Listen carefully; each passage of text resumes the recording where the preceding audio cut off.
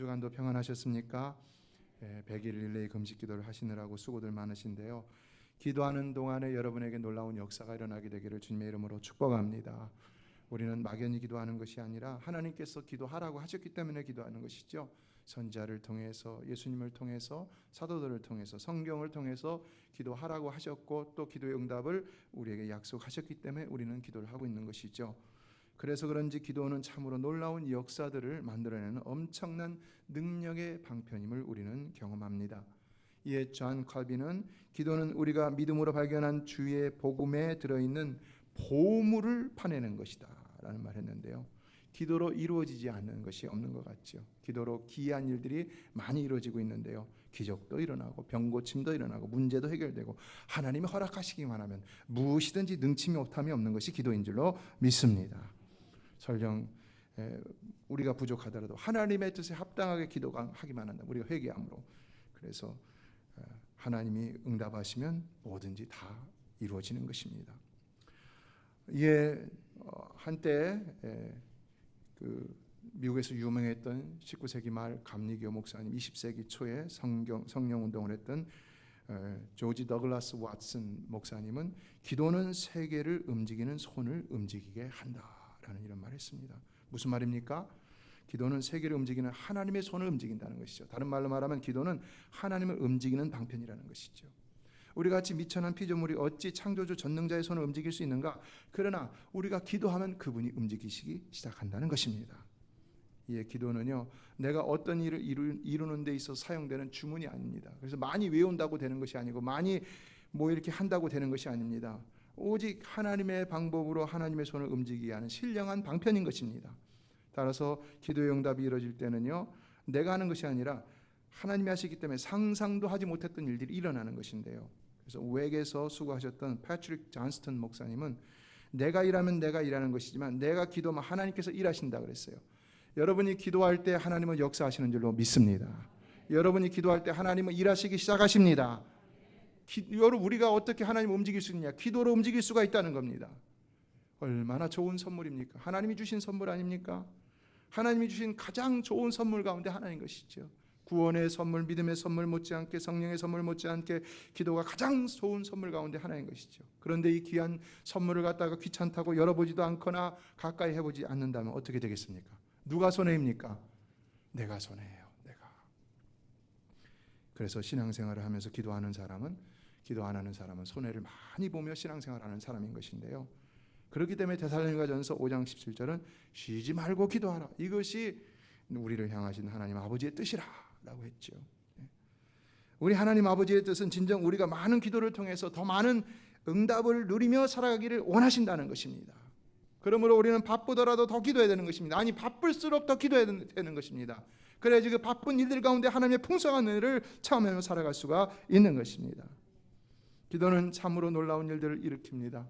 우리 한민족이 작은 민족인데 작은 땅에 중국과 러시아와 그리고 일본이라는 그 큰 경제대국들 또 대국들 사이에서 5천만 명도 안 되는 작은 민족인데 어떻게 그런데 그런 나라가 지금 세계 강대국들과 선진국들이 주목하는 나라가 될 수 있었는가? 어떻게 그렇게 될 수 있었을까요?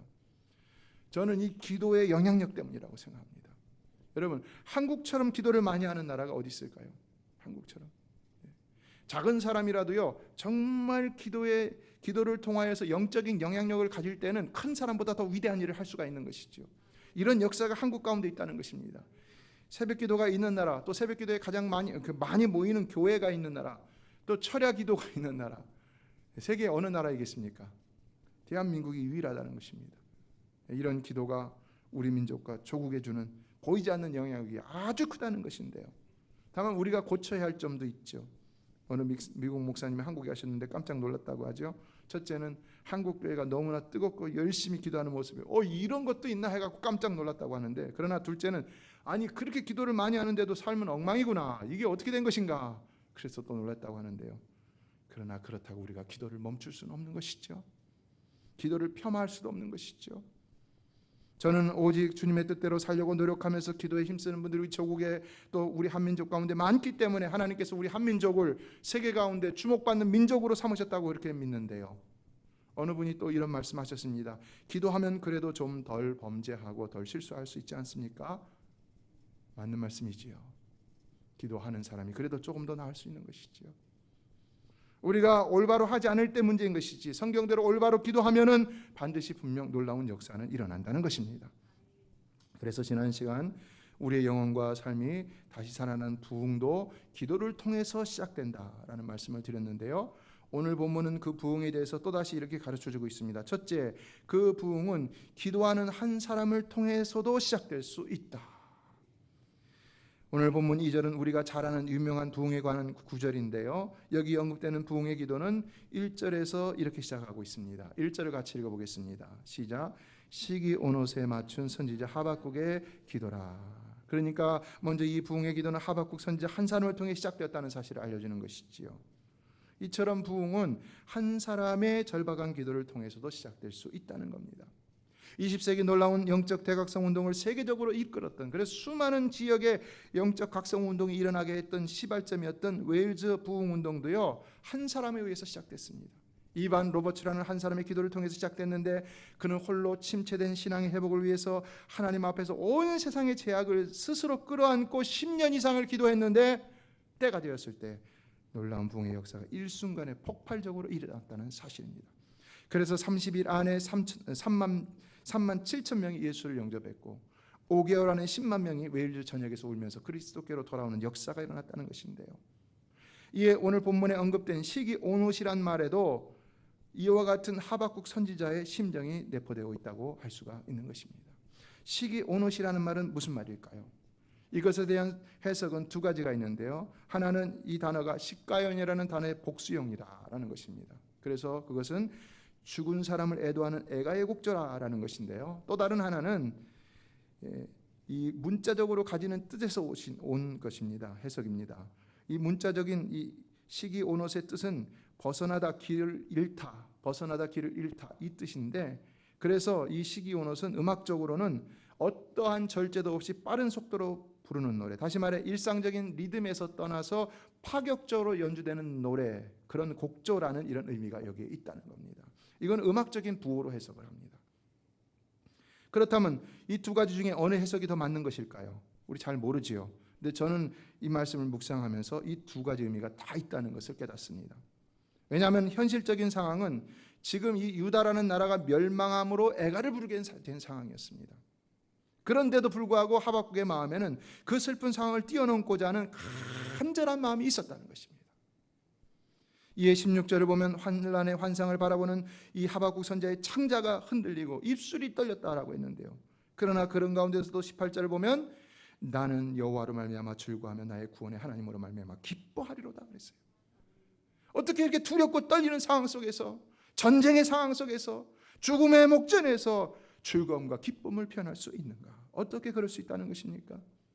본문 18절이 말하는 것은 여호와로 말미암아 나의 구원의 하나님으로 말미암아라는 것인데요. 그러나 그가 어떻게 하나님으로부터 이런 즐거움과 기쁨을 얻을 수 있었다는 것입니까? 그것은 그가 절망 중에도 그 모든 절망의 상황을 끌어안고 오직 여호와만을 바라보며 기도하게 되니까 이렇게 되었다는 것이지요. 성도 여러분, 여러분도 어떤 절망적인 상황이 온다 할지라도 하나님만 바라고 구하시기를 주님의 이름으로 축원합니다. 그럼 반드시 하나님이 주시는 즐거움과 기쁨을 얻게 될 줄로 믿습니다. 세상에 아무리 코로나로 인한 절망의 상황이라도 그 속에서 우리는 오직 하나님을 바라봄으로 하나님으로부터 말미암은 즐거움과 기쁨을 누릴 수 있어야 한다는 것입니다. 이에 그는 이런 상황에서 애가를 부르되 도리어 경이로운 곡조, 파격적인 곡조로 하나님을 찾으며 절망이 소망으로, 패망이 부흥으로 바뀌는 노래를 부르고 있었다는 것인데요. 하박국이라는 이름의 뜻은 영어로 호응하다, 껴안다 이런 의미가 있습니다. 그러니까 그는 그가 처한 상황 때문에 걱정하고 불안한 것이 아니라 그 모든 상황을 가슴에 끌어안았다는 것이지요. 끌어안고 하나님만 바라봤을 때 부흥의 노래를 부르고 있었다는 겁니다. 그래서 2절을 보면 다시 보겠습니다. 2절 봅니다. 시작. 여호와여 내가 주께 대한 소문을 듣고 놀랐나이다. 여호와여 주는 주의 일을 이 수년 내에 부응하게 하옵소서. 이 수년 내에 나타내시옵소서. 진노 중에라도 긍휼을 잊지 마옵소서. 어떻습니까 여러분? 상황이 어렵고 힘들다고 자꾸 걱정만 하고 두려워만 하고 그래서 자꾸 슬퍼하고 슬픈 가운데 잠기면 어떻게 되겠습니까? 신앙인은요, 오늘 하박국 선지자와 같이 그 모든 것을 다 끌어안고 오직 하나님을 바라봄으로 하나님 주시는 즐거움과 기쁨 가운데 이런 경쾌한 파격적인 상황과는 전혀 상관이 없는 상반된 부흥의 노래를 부를 수 있어야 한다는 것입니다. 그래야 절망 중에도 다시 소망을 얻고 넘어진 가운데서도 다시 일어나고 심판 중에라도 나의 죄로 인한 심판 중에라도 다시 살아날 꿈을 꿀 수가 있다는 겁니다. 그렇지 않으면 우리는요, 더 연약해지고 더 힘들어지고 더 처지게 되는 것입니다. 더 힘든 상황을 만나 더 절망스러운 상황 가운데로 빠지게 되는 것입니다. 예, 오늘 우리는 하박국 선지자와 같이 결코 절망의 상황을 절망으로만 받아들여서는 안 되는 것인데요, 그것 때문에 울고 힘들어할지라도 반드시 그 절망의 상황을 끌어안고 하나님을 바라볼 수 있어야 되는 것입니다. 그래서 절망이 소망으로 변하는 놀라운 체험을 해야 되는 것인데요, 그래야 우리가 살 수가 있는 것이지요. 에레미야 선지자가 그런 사람이었습니다. 여러분, 에레미야가 나라가 멸망할 때 얼마나 슬퍼했습니까? 그래서 그는 애가를 지어서 불렀습니다. 그리고 그 애가를 많은 이스라엘 백성들로 불렀습니다. 그런데 그 애가의 내용 가운데 나오는 3장 21절로 22절을 보면 이런 놀라운 고백을 합니다. 그는 지금 절망의 상황인데도 이렇게 말합니다. 같이 읽어보겠습니다. 시작. 이것을 내가 내 마음에 담아두었더니 그것이 오히려 나의 소망이 되어 싸움은 여호와의 인자와 긍휼이 무궁하심으로 우리가 진멸되지 아니함이니이다. 무슨 말입니까? 에레미야는 절망의 상황을 마음에 담았다는 것이죠. 품었다는 것이죠. 그렇게 했을 때 그도 하박국 선지자와 같이 그 절망의 상황이 소망이 되는 것을 경험할 수 있었다는 것입니다. 우리도 마찬가지입니다. 끌어안아야 되는 것입니다. 절망이라고 자꾸 회피하려고 하고 생각하지 않으려고 하고 그런 것이 아니라 끌어안아야 되는 것입니다. 그래야 소망이 생긴다는 것입니다. 이에 이어지는 에레미야가 3장 26절은 사람이 여호와의 구원을 바라고 잠잠히 기다림이 좋도다 그랬는데요, 우리는 끌어안고 하나님만 바라며 기다리는 겁니다. 문제는 하나님이 해결해 주시기 때문입니다. 믿으십니까? 이 기다림도요, 믿음인 것입니다. 이 기다림도요, 신앙입니다. 이 기다림은요, 정말 성숙한 신앙이라고 할 수가 있는 것입니다. 나치의 탄압으로 인해서 미국으로 망명을 했던 철학자 얼스트 블러시라는 독일계 유대인이 희망에 대해서 5가지로 정의를 했는데요, 인간은 빵을 먹고 사는 것이 아니다. 인간은 본질적으로 희망을 먹고 산다. 희망을 잃어버린 사람은 이미 삶 자체를 잃어버린 사람이다. 희망은 힘이다. 좌절과 절망을 이기게 하는 힘이 된다. 희망은 그냥 주어지는 것이 아니다. 희망은 배워야 한다. 연습해야 한다. 그런 거 같죠. 마지막으로 희망은 인간을 인간답게 하고 행복을 약속해 준다. 희망이 없으면 어떻게 된다는 겁니까? 오늘도 여러분은 희망을 가지고 소망을 가지고 이 자리에 나오셨지요. 그 소망이 반드시 하나님 앞에 내어 맡겨지고 기다려질 때 반드시 여러분의 삶에 응답되어지게 될 줄로 믿습니다. 이것을 가지고 독일의 신학자 몰트만은 희망신학으로 발전을 시켰는데요, 왜냐하면 희망의 실체는 바로 예수 그리스도이기 때문인 것입니다. 예수 그리스도가 희망이요, 그분이 희망의 원천인 것이죠. 모든 희망은 바로 그로부터 흘러나오는 것입니다. 그래서 우리는 오직 희망이요, 희망의 원천이신 그분을 바라봄으로써 어떤 절망적인 상황 속에서도 두려움 없이 모든 그 상황을 가감히 끌어안아야 한다는 것입니다. 끌어안고 하나님을 기다려야 한다는 것입니다. 그럴 때 놀라운 부흥의 역사를 체험한다는 것입니다. 2 사람이 있었습니다. 첫 번째 사람은요, 권투 선수였는데 케네스 라이트라는 사람이었습니다. 이 사람은 학생 시절에 축구, 레슬링, 야구 못하는 것이 없는 만능 스포츠맨이었습니다. 이번에도 보니까 동계올림픽에 메달을 딴 사람이 또 이번 하계올림픽에도 미국에서 그 야구 선수로 나와갖고 메달을 딴 사람이 있더라고요. 어떻게 그럴 수 있는가? 그런 탤런트가 있는 사람이 있는 것 같아요. 그래서 아주 다양한 프로 구단에서 그를 영입하라고 했는데 그는 결국 권투를 선택했습니다. 그리고 프로 데뷔전도 아주 성공적으로 치렀습니다. 그래서 막 승승장구를 했는데 한 시합에서 그만 펀치를 잘못 맞아서 목을 다쳐버린 거예요. 그러니까 이 신경을 건드린 것 같아요. 그래서 하반신을 못 쓰는 장애인이 되었는데 의사가 말합니다. 재활을 열심히 하면 다시 걸을 수는 있지만 걷는 것 이상의 운동은 무리입니다. 희망이 사라져버린 것이죠. 절망적인 상황인 것이죠. 그가 어떻게 했을까요? 그러나 그는 절망을 절망으로만 받아들여서 그만 잘못된 선택을 해서 권총으로 자살을 했다는 겁니다. 우리에게도 다 절망이 올 수 있어요. 그러나 절망을 절망으로 받아들이면 어떻게 되겠습니까? 힘들다 힘들다 그래서 진짜 힘들다고만 생각하면 어떻게 되겠습니까? 그런데요, 비슷한 시기에 짐 맥고언이라는 청년이 있었습니다. 이 사람도 강도에게 찔려서 하반신이 불구가 되었는데 이 사람은 더 심각한 상황이라서 재활도 소용이 없고 평생 휠체어를 타고 다녀야 했다는 것입니다. 그런데도 그는 절망하지 않았다는 것입니다. 도리어 자신의 삶을 긍정적으로 바라보며 그 모든 상황을 끌어안기 시작했고, 그래서 이제는 휠체어로 탈 상태로 자기가 할 수 있는 일들을 하기 시작했다는 겁니다. 다양한 운동을 연구하고 노력하고 그래서 마침내 스카이다이빙까지 소화를 했다는 것인데요. 이런 도전의 모습을 담은 세 권의 스포츠 사진집이 출간되었는데 그것으로 일약 스타가 되면서 많은 장애인들에게 희망을 주게 되었다는 겁니다. 어떻습니까, 여러분? 같은 환경을 만났지만 그 같은 환경을 받아들이는 데 있어서의 마음 자세가 어떠냐에 따라서 두 사람의 삶은 완전히 달라졌다는 것이지요. 오늘 우리도 다 똑같이 팬데믹을 맞이하지만 팬데믹 안 맞는 사람이 있습니까? 다 팬데믹 가운데 있는 것이지요. 어떤 사람은 그 상황을 극복하는 사람이 있고 어떤 사람은 그것으로 인해 더 절망 가운데 있는 사람들이 있습니다. 그럼 우리는 어떤 사람이 되어야 되겠습니까? 우리는 전능하신 하나님을 믿는 사람들입니다. 믿으십니까? 두려워할 것이 없는 줄로 믿습니다. 그러므로 실패를 하더라도 다시 시작하면 되는 줄로 믿습니다. 저는요, 실패한다 싶으면 항상 외치는 말이 이 말입니다. 다시 시작하자. 다시 시작하자. 교회도 그렇고 목회도 그렇고요. 제 인생도 그렇고요. 좀 뒤로 물렀다 싶어도요. 그럴 수 있는 거죠. 다시 시작하면 된다는 겁니다. 그럼 또 올라가는 겁니다. 오늘 하박국 선지자는 그 마음으로 절망을 가슴에 품으니까 부흥의 노래를 하며 간구하기 시작했다는 겁니다. 이에 다시 2절을 보면은 선지자는 먼저 여호와여 내가 주께 대한 소문을 듣고 놀랐나이다 라고 했는데요. 과연 어떤 소문을 들었길래 놀랐다는 것일까요?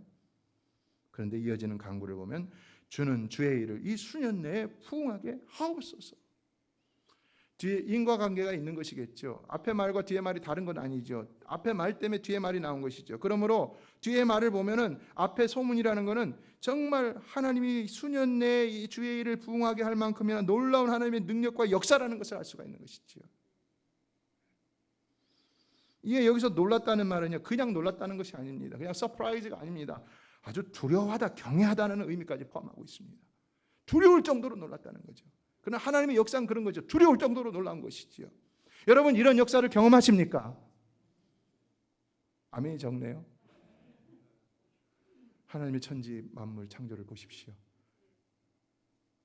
그냥 놀라는 정도가 아니지요. 그러나 우리 개개인의 삶에도 마찬가지라는 것입니다. 하나님은 실로 두렵고 무서울 정도로 놀라운 능력과 역사를 행하시는 분이라는 것입니다. 그런데 이것을 하박국이 알게 되니까 그 마음에 도리어 부흥의 소망이 생기기 시작했다는 겁니다. 하나님을 경외함, 이것이 바로 올바른 신앙의 시작이라고 할 수가 있는 것입니다. 그래서 성경학자 갈랜드라는 사람은 종교가 사람을 살리는 참 지혜를 추구한다는 점을 생각할 때 여호와를 경외하는 것은 곧 종교 행위이자 신앙이다 그랬어요. 여러분 하나님을 두려워하십니까? 하나님을 경외하십니까? 그 마음으로 예배하고 있습니까? 이게 중요하다는 겁니다. 모든 예배, 기도, 헌신, 봉사, 모든 그리스도의 삶은 하나님을 경외함이 바탕이 되지 않으면 안 된다는 겁니다. 하나님을 두려움으로 예배하고 하나님을 두려움으로 찬양하고 하나님을 두려움으로 기도하고 헌신하고 봉사하는 일이 되어야 된다는 겁니다. 이에 지금 하박국 선지자는 하나님에 대한 자신의 신앙 고백을 올바로 하고 있었다 할 수 있는 것인데요. 믿는 자로서 하나님이 어떤 분이신지를 제대로 알므로 항상 그를 경외하는 태도를 취하는 것은 매우 중요한 신앙의 모습이라 할 수가 있는 것이지요. 이에 세번역 성경은 본문의 소문을 명성, fame이라고 번역을 했는데요. 오늘 우리도 성경을 통해 하나님의 명성을 익히 들어 잘 알고 있죠. 그럴 때 우리는 하나님을 경외할 뿐만 아니라 이제는 오늘 본문의 하박국과 같이 그 하나님께 무엇이든지 소망하며 구할 수 있어야 한다는 것입니다. 이 하박국 선지자는 부흥을 간구하고 있었다는 것인데요. 다시 2절을 보면 여호와여 주는 주의 일을 이 수년 내에 부흥하게 하옵소서, 이 수년 내에 나타내시옵소서, 진노 중에라도 긍휼을 잊지 마옵소서라고 기도하고 있습니다. 여러분, 우리는 이 구절을 암송하기도 하고 잘 인용하기도 하는데, 여러분, 이 구절의 의미가 과연 무엇일까요? 이 기도의 의미가 무엇일까요? 그런데요, 이 의미를 찾아보면요, 이 안에는요 무시무시한 의미가 들어 있습니다. 왜냐하면 여기서 주의 일이라는 것은 뭘까요? 단순한 부흥이 아닙니다. 이 단어는 히브리어로 파알레카라는 단어를 썼는데 심판의 일, 심판의 역사를 의미하고 있기 때문인 것입니다. 그러니까 지금 하박국 선지자가 부흥을 위하여 구하는 것은 심판이었다는 것입니다. 하나님, 심판하여 주세요. 속히 심판하여 주세요. 뭘 심판하냐? 죄로 타락한 유다를 심판해달라. 유다의 죄를 심판해달라는 것이고요. 그리고 더 나아가서는요, 그러한 유다를 심판할 바벨론까지도 심판해달라고 하나님 앞에 간구하고 있었던 것입니다. 하박국 선지자는 유다 역사상 가장 타락했던 므낫세 왕 때에 활동하던 선지자였습니다. 그러므로 그는 그 죄로 만연된 그 유다를 보면서, 그 나라를 보면서 이 나라는 반드시 하나님의 심판을 받아야만이 소망이 있다 라는 것을 생각했다는 겁니다.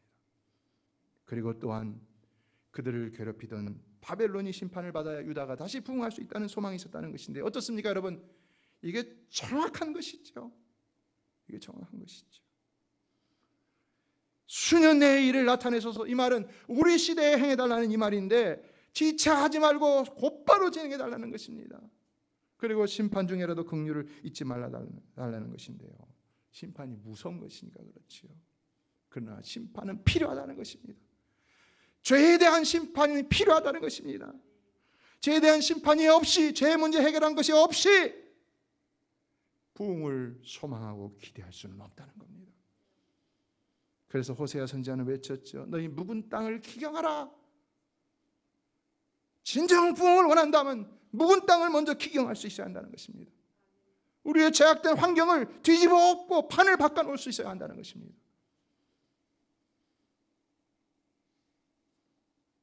단지 내 문제 앞에서 그 문제가 해결되기만을 바랄 것이 아니라, 언제나 범죄하는 내 삶, 여러분, 누구라도 매일같이 죄 안 지며 사는 사람이 있습니까? 누구라도 매일같이 실수 안 하며 사는 사람이 있습니까? 심지어는 예배 시간에도 실수하는데요. 그렇죠.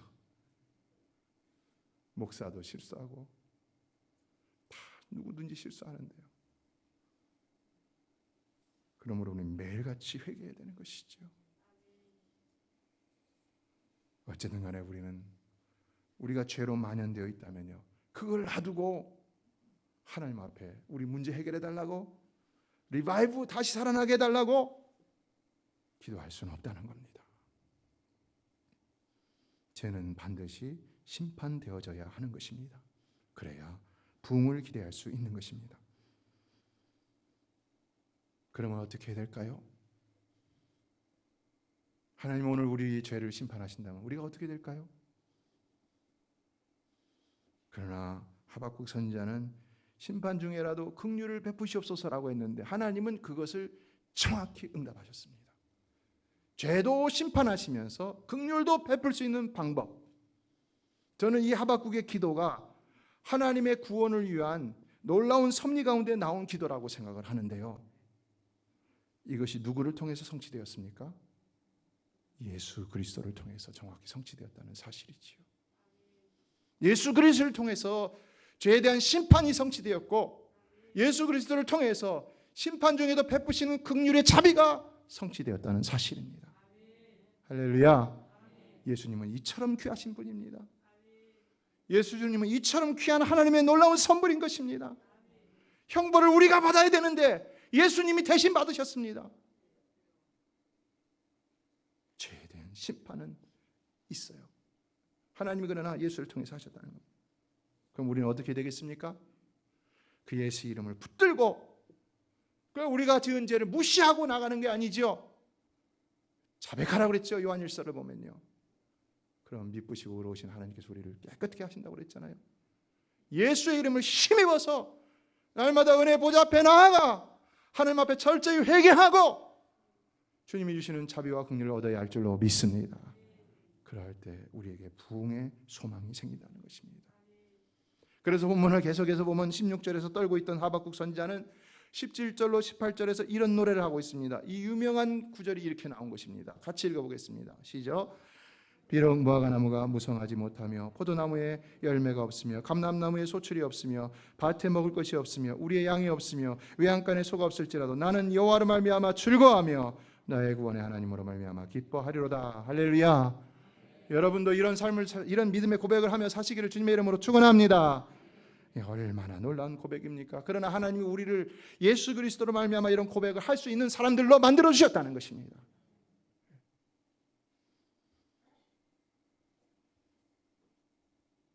이의 부흥은 오늘 우리가 생각해 볼 것은 하박국 선지자처럼 먼저 우리 안에서부터 일어나야 합니다. 내면에서부터 일어나야 합니다. 우리의 상황이 어떠하더라도 그 상황을 끊어안는 한이 있더라도 내 내면에서부터 분명히 일어나야 되는 것입니다.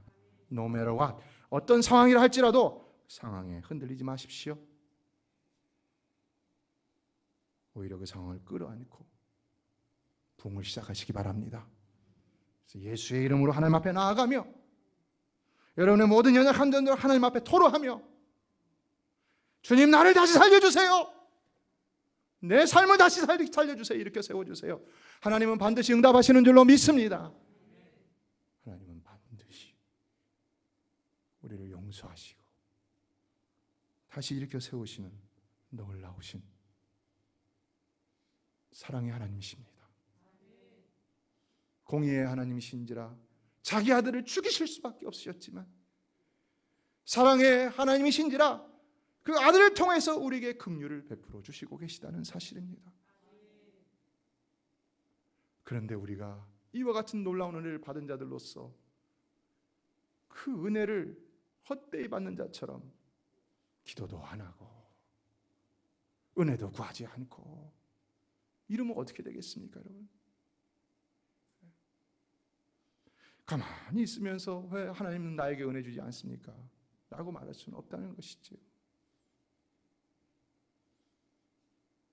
오늘 이 하박국 같은 부흥의 역사가 여러분의 심령 가운데 일어나게 되기를 주님의 이름으로 축원합니다. 그리고 이제 우리가 다음 주부터 이번 금요일부터 여름 성경학교가 시작되고 그리고 다음 주 월요일부터 특별 새벽기도회가 시작되고 금요일 저녁부터 부흥회가 시작되는데요. 반드시 이런 역사가 그 가운데도 일어나게 되기를 주님의 이름으로 축원합니다. 우리가 힘을 다해서 기도했으면 좋겠습니다. 기도하겠습니다.